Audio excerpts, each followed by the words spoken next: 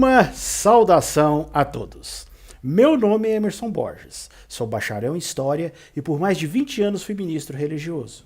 Sou o escritor desse livro, A Bíblia sob Escrutínio. Sou o criador desse canal no YouTube, como também do Instagram, do site e da página no Facebook Deus e Homens. E hoje nós vamos falar sobre uma passagem bíblica que causa muito embaraço entre os religiosos. Hoje vamos falar sobre o sacrifício de Jefité. O sacrifício de Jefité tem se mostrado uma passagem muito difícil para os religiosos interpretarem. Por que eu falo isso?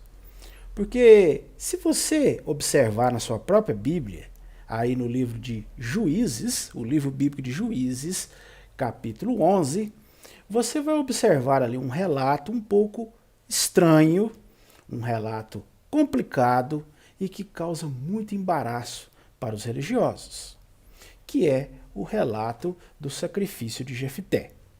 Segundo o relato bíblico, Jefité, ele era um juiz, né, que foi escolhido por Deus na época dos juízes, antes de Israel ter reis, né? Havia certos juízes que eram designados em determinados momentos. Às vezes, numa situação difícil, quando o povo estava ameaçado por outras nações, talvez os filisteus, em outra época os amonitas, outra ocasião os moabitas, aquelas civilizações ali em volta, aqueles povos em volta ali, que, vez por outra, causavam problemas a Israel. E nessa ocasião, na época dos juízes, segundo o relato bíblico, o Deus de Israel nomeava certos homens para liderar o exército dos israelitas e enfrentar esses inimigos. E Jefité foi um desses homens. E, segundo o relato bíblico, ele, numa certa ocasião, a nação estava sendo subjugada pelos amonitas. E estavam passando por dificuldades, né, diante dessa nação. Então, o Deus bíblico resolveu escolher, né, Jefité para liderar o exército de Israel e expulsar esse exército inimigo dos amonitas. Libertar o povo, né, daquela opressão que eles estavam sofrendo. Então, Jefité, ele chegou a fazer, segundo o relato bíblico, um voto ao Deus bíblico. Ele virou e falou assim que se o Deus bíblico desse a vitória para ele, ele iria oferecer um sacrifício ao Deus bíblico. Até aí, tudo normal, tudo natural, porque os povos antigos tinham o costume de oferecer sacrifícios, né, aos seus deuses, aqueles povos ali da Mesopotâmia, os povos vizinhos ali dos israelitas, todos tinham esse costume. Até mesmo os israelitas tinham o costume de oferecer sacrifícios ao seu Deus. Obviamente sacrifícios de animais, mas eram oferecidos. E Jefité, né, diz que ofereceria um sacrifício ao Deus bíblico se esse Deus desse a vitória para ele, né? Se desse a ele a sabedoria necessária, a coragem, a argúcia para, durante essa batalha, né, ele tivesse êxito nessa batalha. Então foi isso que aconteceu. Ele falou que ofereceria um voto a Deus. Só que ele expressou da seguinte maneira, ele falou que se ele vencesse a batalha, quando ele voltasse para a casa dele, ao chegar, aproximar da casa dele, a primeira coisa que saísse da casa, né, o primeiro que saísse ali, ele iria sacrificar como holocausto ao Deus bíblico.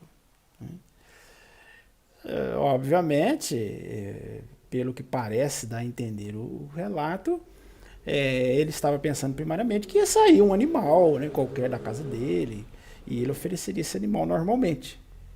Mas, se você ler lá em Juízes capítulo 11, ele realmente vai para essa batalha, vence a batalha, né? Se dá muito bem, né? Consegue derrotar os inimigos, consegue expulsar, subjugar esses amonitas. E ao voltar, né, adivinha quem é a primeira pessoa que sai da casa de Jefté? A própria filha de Jefté. A filha de Jefté, né? Sai comemorando, batendo pandeiros, né? Fazendo toda a festa pela vitória do pai. Agora olha que situação mais estranha, né? Que situação mais embaraçosa. Jefté havia prometido, ele tinha feito um voto ao Deus de Israel, de que quem saísse primeiro, né, da sua casa, ele ia sacrificar em holocausto. Se você observar essa expressão holocausto, significa sacrifício de oferta queimada. E agora? Como que Jefté iria reagir diante dessa situação? Segundo o relato bíblico, diz que quando ele viu que era a filha dele, né? Que era a filha dele ali, a única filha, né? Isso aí ainda complica mais a situação, né? Que você vê, era a filha unigênita dele. A única filha, ele tinha só uma filha. E para esses povos antigos, a questão da descendência era muito importante.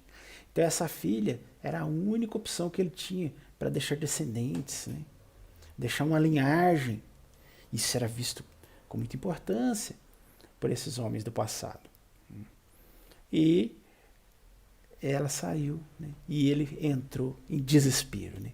Segundo a Bíblia, ele ficou totalmente transtornado, né? Ele caiu em choro e lamentando e falando: oh, meu Deus, por que eu fui fazer esse voto? E agora, como é que eu faço? Um desesperado. Entrou em desespero diante dessa situação. E, estranhamente, a filha de Jefté não reagiu assim com revolta diante desse voto absurdo, né? Segundo o relato, se você observar lá no capítulo 11 de Juízes, ela fala, não, se você fez o voto, então você tem que cumprir, né? E ela simplesmente disse para o pai, falou assim, olha, apenas me permita que eu, né, chore, né, a minha virgindade por 2 meses antes de você cumprir o seu voto. E assim foi feito. A filha de Jefté, né, foi com as suas amigas para as colinas e ali elas choraram a sua virgindade. Quando esses 2 meses acabaram, o voto de Jefté foi cumprido. Se você quiser ver na sua própria Bíblia, eu te convido a abrir a Bíblia que você tem na sua casa, pode ser a versão que for, e abrir no livro de Juízes, capítulo 11, no versículo 39 e 40. Ali diz claramente assim, diz assim, ó, e sucedeu que, ao fim dos 2 meses, tornou ela para seu pai, né? Quer dizer, retornou para seu pai, o qual cumpriu nela o seu voto que tinha feito. E ela não conheceu varão. E daqui veio o costume em Israel, que as filhas de Israel iam de ano em ano a lamentar a filha de Jefté, o gileadita, por 4 dias no ano. Então o relato é muito claro, né? Acabou aqueles 2 meses ali de lamento pela virgindade da filha, ela voltou e ele cumpriu o voto. Agora é que entra a grande questão que causa aí um grande embaraço, né? E os religiosos ficam assim um pouco constrangidos diante dessa passagem. Porque a interpretação natural desse texto, né, mostra que o voto de Jefté, obviamente, se referia à morte da sua filha. Ele iria sacrificar a sua filha em holocausto. Ele fala claramente isso, que o primeiro que saísse, ele sacrificaria em holocausto. Quer dizer, ele faria um sacrifício queimado, ele iria matar a filha dela no altar em sacrifício ao Deus de Israel, né? Então, se você olhar basicamente a palavra holocausto na Bíblia, significa oferta queimada. Então, logicamente, Jefté prometeu a filha dele em oferta queimada ao Deus de Israel. Porque foi ela a primeira que saiu ao encontro dele. O que deixa os religiosos mais constrangidos com esse relato é o fato de que Josué ele é muito bem recomendado na Bíblia. Tanto é que o próprio Samuel, né, fala da história dele, é relatado na Bíblia, no livro de Juízes. Ele é recomendado na Bíblia como um homem de fé, de liderança, um homem que salvou o povo de Deus, né, dos amonitas. Além disso, até mesmo no Novo Testamento, Jefté é colocado ali como um herói da fé. Ele é colocado ali como um homem de fé, um homem a ser seguido, né? Um homem que tinha a orientação de Deus.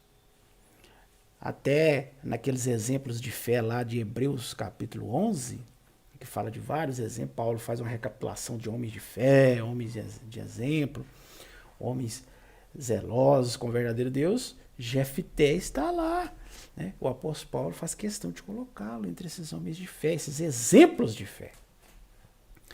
Além disso, o próprio livro Bíblia de Juízes fala que ele informa, se você olhar Juízes 11, 29, lá diz claramente que naquela ocasião ali, quando quando Jefté foi escolhido, né, para liderar o exército, ali diz que o Espírito do Senhor veio sobre ele. Quer dizer, ele foi escolhido por Deus, né? Deus deu a ele ali uma capacidade especial naquela situação para executar o seu serviço. Então, isso aí fica uma situação meio esquisita, porque, poxa, um homem escolhido por Deus, um homem colocado como exemplo de fé, um homem que Deus usou, né, que escolheu pelo seu Espírito, capacitou esse homem. Um homem vai sacrificar a filha, né, como um holocausto, um sacrifício humano, né? Então, realmente, é algo um pouco estarrecedor. Mas a leitura natural de Juízes 11 favorece demais essa ideia de que o voto de Jefté implicava realmente num sacrifício humano, né? Inclusive o texto termina em Juízes 11, 39, falando que se criou um costume em Israel, naquele lugar lá que as mulheres foram, né, lamentar a virgindade lá da filha dele, né, antes dela ser oferecida em sacrifício, ali o Israel começava a lembrar desse voto todos os anos. Chegou a ter até uma celebração, né? Eles celebravam a memória da filha de Jefté. Como se eles estavam celebrando essa memória, obviamente, é porque ela foi morta em sacrifício, né? Por que eles iam celebrar algo, né? Por que eles iriam ficar relembrando algo, né? Relembrando a memória da filha de Jefté se ela ainda estivesse viva, né? Então, obviamente, tudo indica que realmente ela foi sacrificada viva, né? Foi sacrificada ali no altar e a sua vida foi tirada de forma cruel, né, e oferecida ao Deus de Israel. Muitos religiosos ficam tão sem graça diante desse relato bizarro que eles tentam de todas as formas passar um pano aí nesse relato, entendeu? Tenta de todas as formas dar uma maciada, né? Dar uma branqueada, isso aí, entendeu? Porque é algo realmente repugnante. Muitos procuram tentar achar explicações mirabolantes, usando contorcionismos exegéticos, né? Tentando fazer de todas as formas, achar explicações teológicas para tentar suavizar esse trecho bíblico tão estranho. Muitos afirmam que esse voto, né, não significava a morte. Eles falam, não, isso não quer dizer que ele matou a menina, né? Simplesmente quer dizer que ele devotou ela para trabalhar no templo, como uma mulher virgem devota no templo. Muitos usam, né, essa desculpa para tentar amainar esse relato, né? que eles falam, Jefté foi usado pelo Espírito de Deus, né? E ele jamais faria um voto desses, né? Vai matar a filha desse jeito, né? E muitos até tentam buscar nos originais em hebraico, né, o significado das palavras na frase, tentando achar outros sentidos, dizendo que ali, quando ele fala do holocausto, ele fala, seria holocausto no caso de animais, se saísse um animal na casa dele, mas se fosse humano, aí ele ofereceria para servir no templo e tal, né? Quer dizer, eles tentam ali, né, dar uma maciada no assunto, né? E eles até falam que a expressão jamais foi possuída por varão indica que ela ficou como virgem mesmo, continuou vivendo, né, no templo, servindo a Deus, sem ter relações sexuais, sem casar e tal, né? E eles até falam, né, que se Jefté houvesse realmente sacrificado a filha, jamais o nome dele apareceria no livro de Hebreus, entre os heróis da fé, lá em Hebreus capítulo 11, versículo 32. Entretanto, se nós formos analisar o assunto, né, de maneira direta e objetiva, a linguagem do texto não deixa dúvidas, gente, de que Jefté realmente ofereceu sua filha em sacrifício, em holocausto ao Deus bíblico.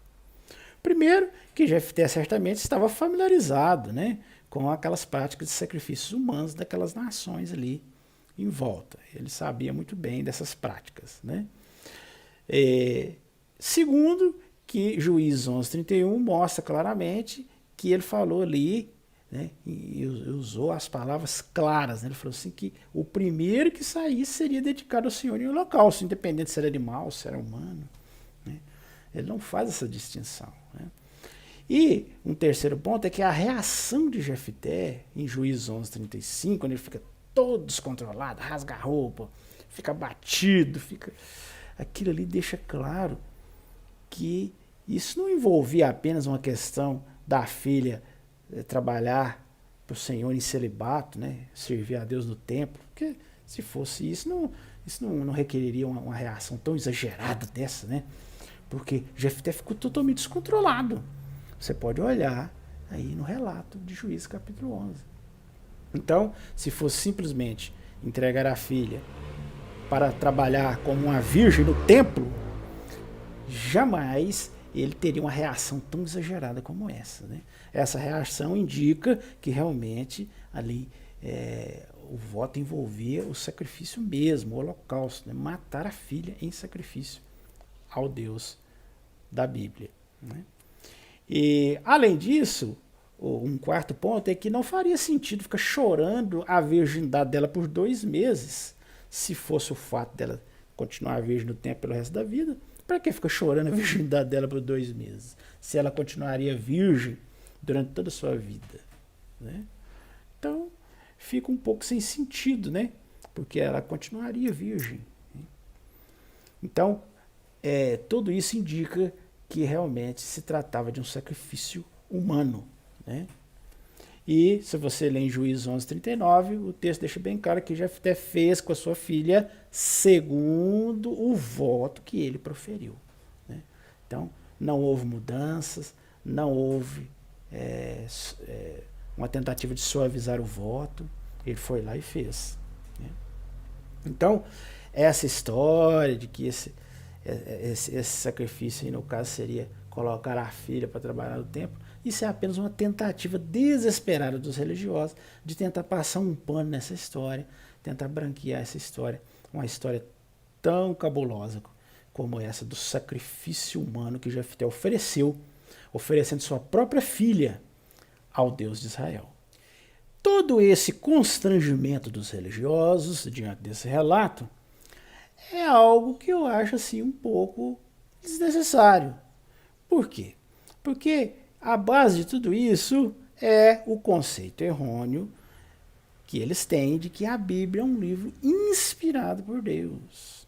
E que esse Deus que inspirou a escrita da Bíblia e que era o Deus ali de Israel na época, é o Deus verdadeiro, Deus, criador de todo o universo, de todo o amor, toda a bondade, né? O Deus que enviou o sacrifício de Jesus. Então, essa ideia equivocada da Bíblia como um livro inspirado por Deus é que causa esse embaraço, né? Porque fica realmente difícil a pessoa conciliar um Deus de amor, né, de bondade, né, aceitando o sacrifício de um ser humano, né, aceitando o sacrifício que já até fez, matando sua filha, né, para pagar um voto que ele tinha feito a esse Deus bíblico, que se ele ganhasse a batalha, né, ele ofereceria o primeiro que saísse de sua casa como um holocausto, uma oferta queimada ao Deus de Israel. Então, realmente, para quem acredita que a Bíblia é um livro inspirado por Deus, o relato fica realmente um pouco estranho, né? Mas, se você analisar sobre o ângulo correto, que a Bíblia não é um livro inspirado por Deus, é um livro escrito por homens, com ideias humanas, né? E um livro que realmente reflete a mentalidade das pessoas e dos povos lá da época, então fica algo fácil de entender, né? Porque, como todos nós sabemos, os povos antigos tinham esse costume, todos eles, né? Era costume oferecer sacrifícios, inclusive sacrifícios humanos, que eram vistos como sacrifícios até mais valiosos do que de um animal, né? Então, aqueles povos antigos ali tinham esse costume, era normal. E visto que a Bíblia foi escrita por eles, obviamente, o fato de ter um relato ali de um general que antes da batalha, que faz um voto ao Deus dele, dizendo que se ele vencer essa batalha, ele ia oferecer um sacrifício humano, é algo que na época era normal. E visto que a Bíblia reflete o pensamento, as atitudes, a mentalidade desses homens bárbaros da época, desses povos tribais, esse relato se torna um relato que a gente percebe que na época era normal, né, isso acontecer. Obviamente, esses povos ali faziam isso com frequência, esses povos bárbaros, tribais, né?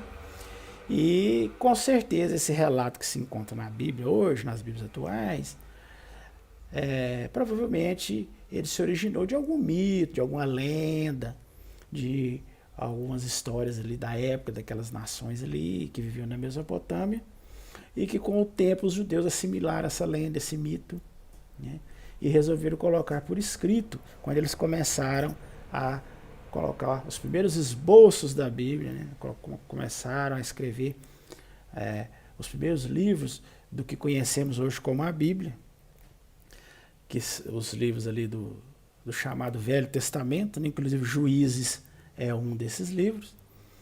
E eles incluíram essa história, essa lenda, esse mito que talvez já rodava ali pela tradição oral durante séculos, né? De um guerreiro que ofereceu a filha em sacrifício ao seu Deus pela vitória na guerra, né? E eles incluíram ali no relato, né? Então, analisando dessa forma, se analisarmos essa passagem como ela realmente é, né, um relato escrito por homens primitivos e que reflete a mentalidade daqueles povos tribais da época, isso não provoca nenhum constrangimento. Agora, se analisarmos, né, de maneira errônea, né, como uma passagem inspirada por Deus, aí realmente fica muito estranho, não é mesmo? Então, eu creio que tudo isso, todo esse constrangimento, a causa é justamente um conceito errado que os religiosos têm da Bíblia Sagrada. Bom, este era o assunto que nós iríamos falar hoje, né? Se você chegou até aqui, é porque você gostou do vídeo. Então, não esqueça de dar o joinha e estoura esse like aí para nós, né? Se inscreve em nosso canal. Se você não é inscrito ainda, ó, clica nesse quadradinho aí, ó, que tem no cantinho, certo? Tem um quadradinho aí, você clica nele e você se inscreve no nosso canal. E aí você aciona o sininho de notificações. Assim, quando a gente subir um vídeo novo, toda semana a gente faz um vídeo novo sobre um tema polêmico da Bíblia, aí você será notificado, né? E também não posso deixar de lembrar do meu livro, né? Meu livro que é vendido nos principais sites de venda online do Brasil. Inclusive, ele está na Amazon. Se você quiser adquirir o meu livro, ele está na Amazon, no Magalu. E você pode adquirir o meu livro do meu próprio site, www.deusehomes.com.br. E também você pode adquirir diretamente comigo, através do WhatsApp, né? Eu vou deixar aqui na descrição todos os links direitinho. Vou deixar o meu número pessoal do WhatsApp. Se você desejar adquirir o livro diretamente comigo, você entra em contato, a gente combina, você faz um Pix, uma TED, uma transferência, e eu mando o endereço para mim e eu envio para você. Eu já tenho feito muito isso. E assim, através diretamente comigo também, se você desejar, eu posso autografar o livro, é mais fácil, né? Agora, pela Amazon, pelo Magalu, esses outros meios convencionais, não é possível isso. Ok? E se você desejar assistir outros vídeos, eu também vou... Você dá uma navegada no meu canal, tem mais de 100 vídeos sobre diversos assuntos bíblicos, polêmicos, né? Eu vou deixar aqui alguns links e se você quiser conhecer mais, aprofundar mais, dá uma navegada aí no meu canal, você vai gostar demais. No mais, eu desejo uma excelente semana a todos e até nosso próximo vídeo.